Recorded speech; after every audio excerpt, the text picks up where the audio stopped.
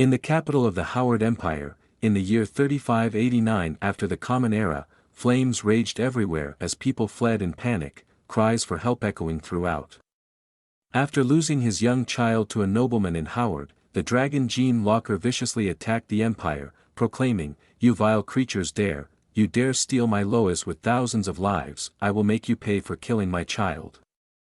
With a face turned towards the sky, energy surged from within, streaming up to its mouth, and with unforgiving rage, it unleashed a deadly stream of purple energy across the kingdom. Gene Locker, the dragon, now consumed by madness, obliterated half of the Howard Empire in fury over the loss of its child. That's how the story goes, and somehow, I became its child. In my past life, I lived a fleeting existence and was reborn as a dragon, a symbol of immortality. But death often comes without warning, and though in the story, I am supposed to die, I have no intention of sitting idly by, waiting for my predetermined fate. I will survive by any means necessary and fulfill my dream of living a long and happy life.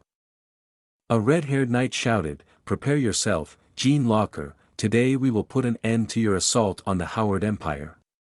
The dragon retorted, "You pests, I will exterminate all of you. Half of this empire is too little to compensate for my dead child. I will tear apart each of your bodies and destroy the remaining half of the empire. I will annihilate you all." Then the dragon opened its mouth wide, continuing to spew deadly flames. A fierce battle ensued between the knights and the dragon. Meanwhile, a young man lay in the hospital, his emaciated appearance focused on watching a film with this plot. He suffered from amyotrophic lateral sclerosis, commonly known as Lou Gehrig's disease, which gradually kills motor neurons, paralyzing muscles throughout the body, eventually leading to death. When I was diagnosed with this disease, I was only 25 years old, facing a death sentence at such a young age, with no family, no savings, and a youthful body still capable of so much. All my bright future has been shattered by this cruel disease. For years after being diagnosed with Lou Gehrig's disease, I am now 29 years old, and all I have left is a frail body in this amateur comic book film. It truly is all I have left. It's everything. After all, I won't be able to see the end. That's right, this is definitely how I'll go. But suddenly when I opened my eyes, there was a blurry figure in front of me. After looking closely, it was a long-haired young man, dressed in noble clothes, holding up a small white dragon standing there, looking at himself in the mirror. At this moment, he had a pile of question marks in his head, not understanding what was happening, but when he saw himself in the mirror, he immediately put his hand on his face, gasped, widened his eyes, and exclaimed in surprise, "What on earth is this? What is happening?" That scream echoed throughout the entire castle. And so, I, a terminally ill person who had suddenly died, became a small dragon. At first, I thought I would faint. I couldn't believe the reality of what was happening. And after going through that, I tried to understand what was going on, but after I accepted the truth, I realized I had been reborn as a dragon. In all the novels and comics I've read, never has there been a weak dragon. How could I complain about being reborn as a dragon, the most powerful creature in the world, with the average lifespan of a dragon being 10,000 years, while other species have much shorter lifespans? Cats live for 10 years, humans for 80 years, dwarves for 250 years, fairy elf for 1,000 years. And other fairies for 3,000 years. In my previous life, I had to work from a very young age, then fell ill and died when I was at my prime. That life was so harsh, but now I've been reborn as a dragon with a long and healthy life ahead of me. This is truly the greatest gift. Why am I so excited? Because with this, I can overcome any obstacles on my journey. I am a dragon standing there proudly, happily dancing with this life of being my own dragon, when I hear a call, "My Lois." It's the young man who was standing in front of the mirror earlier. He once again picks up the dragon and says, "Why are you so excited? Come on, let's go eat," then carries him into the dining room. Looking at the dragon sitting on the chair, placing its two hands on the table, twirling a yellow rabbit-shaped napkin, his demeanor is quite adorable. He is now staring at the squishy red lump on the plate, which is wriggling. Seeing this, the long-haired youth asks, "What's wrong, aren't you hungry? Come on, eat up. It's best to eat while it's still fresh. So hurry up." He looks at the pile on the table and thinks, "I will never eat this thing, but when you live in Rome, do as the Romans do. So, as a dragon, I need to follow the dragon's rules." Then he reluctantly takes a piece of skin with his hand and puts it in his mouth, feeling it tastes like strawberries. Oh, it's actually quite delicious. Once he had tasted the food, he eagerly used both hands to scoop up more. Seeing the baby dragon enjoying the meal, the long-haired youth, with very expressive eyes, asked further, "Do you like it? There's plenty more, eat as much as you want." After eating to his heart's content, he finally responded, "I don't want to eat anymore, Dad."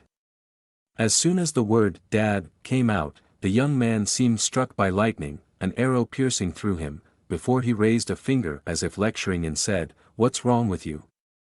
Why, Dad? Dad, speak up, Dad, Dad, Dad." The dragon's face looked dumbfounded as it stared at him, silently thinking, "Oh my God, I'm a monstrous dragon, but wait, I don't even know his name." He just asked, "Hey, what's your name, Dad?" Upon hearing the dragon's question, the long-haired youth finally said, "After a month, you're asking me now? My name is Gene Locker." Upon hearing that name, he couldn't believe his ears, stuttering as he repeated, "Gene Locker, that's right, Lois's father is Gene Locker." After hearing this, he seemed unable to believe the truth, backing up against the door, shouting, "That's not true," and then running and repeating, "It can't be, it can't be," ignoring the calls from the young man. A while later, he ran to the library, searching for a certain book, then suddenly stopped, his eyes wide open, reading, "Howard Empire, that's the name of an empire in the amateur comic book I read before I died. I wasn't reborn as a dragon, but I was possessed by that comic book. It's a story." Lost in despairing thoughts, the long-haired youth walked over, holding a plate of fruit, and asked, "Lois, my son, are you okay?"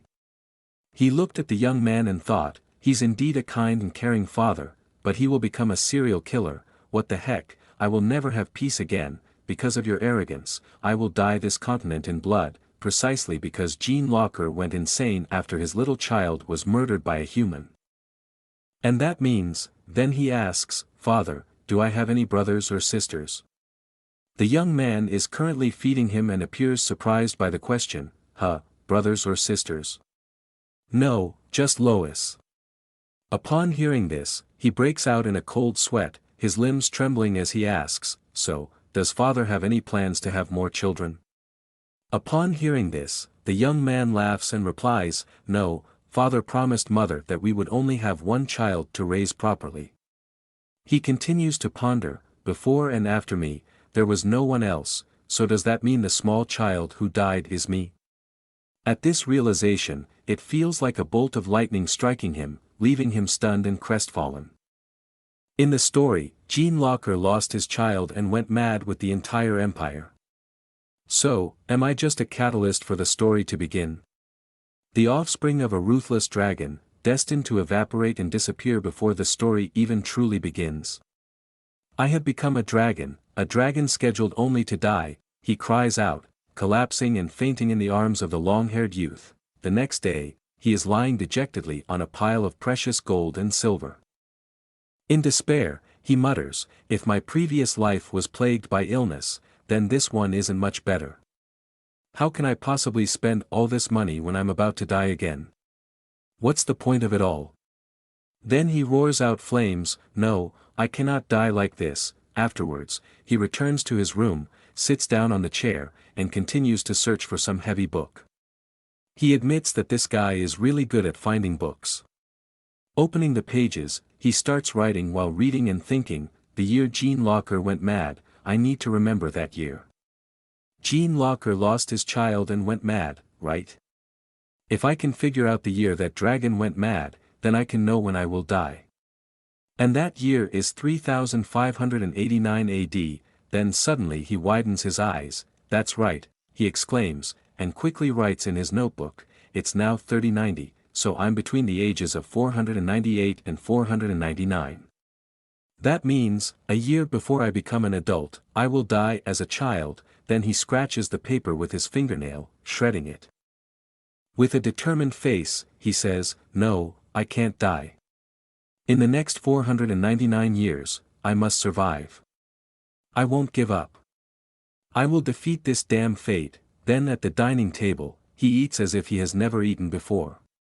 After finishing a bowl, he puts it down and says, "Give me another bowl," surprising the long-haired youth with his appetite. "Sure, sure. Here, there's still plenty, so eat as much as you want." Then the young man puts a bowl filled with green liquid on the table. At this moment, a creature that looks like a beetle with hard wings flies over and lands on his food bowl, then directly onto the spoon as he's about to put it in his mouth. Surprised, the young man's face changes color. And he exclaims loudly, "Son!"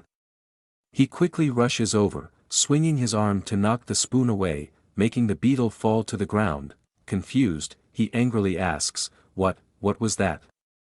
The long-haired youth rushes over, picking up the beetle and explaining, "It's dangerous, my son. This is an artificial creature that my father researched, but it's not harmful to dragons like us.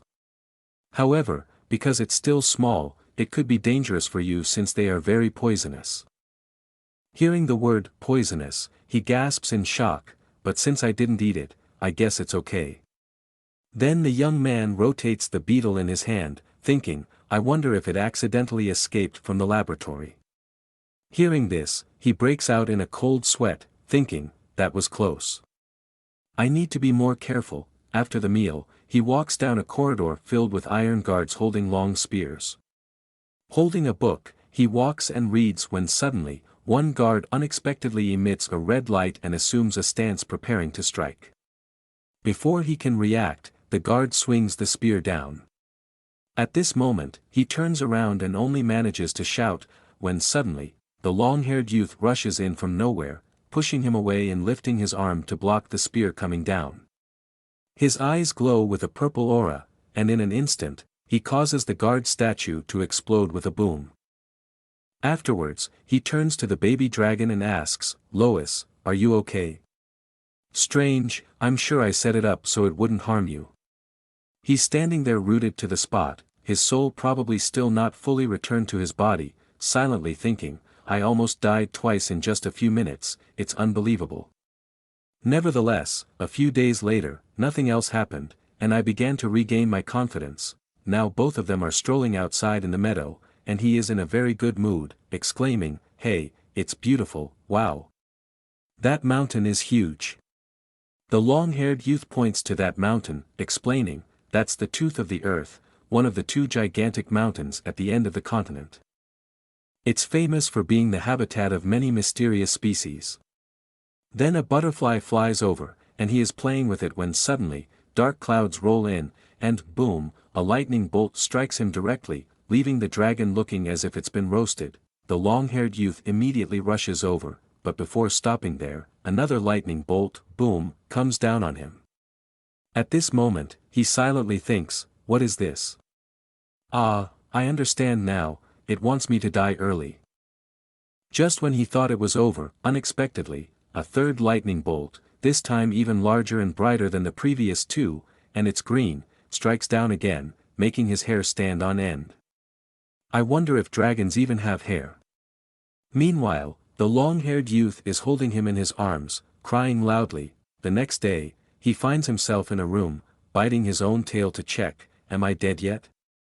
3 lightning strikes in the same spot, what are the chances of that happening in such a short time? That's right, it's in the script to make me die, but why so quickly? My death is still 498 years away, and I'm supposed to die at the hands of humans. It can't be, is it because I was determined not to die?